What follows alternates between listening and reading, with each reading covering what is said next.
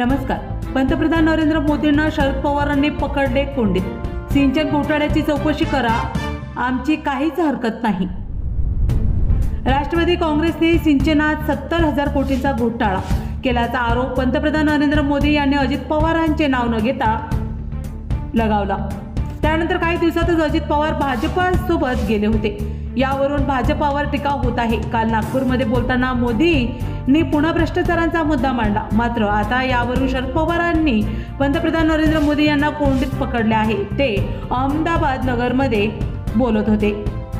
शरद पवार म्हणाले, सिंचन घोटाळ्यावरून मोदींनी पुन्हा आरोप केले का?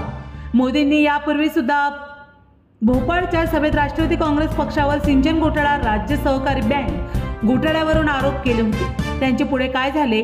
त्यांनी यावेळी कुणाचे नाव न घेतले. ज्यांचे नाव घोटाळ्यात घेण्यात आले ते आज मोदीसोबत फिरत आहे, म्हणजेच अजित पवार.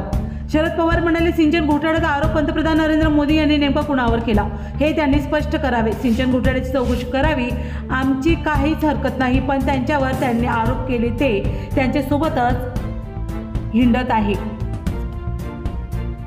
सुमारे 10 महिन्यापूर्वी पंतप्रधान नरेंद्र मोदी यांनी भोपाळमध्ये बूथ कार्यकर्त्यांना मार्गदर्शन करताना राष्ट्रवादी काँग्रेसवर हल्लाबोल केला होता.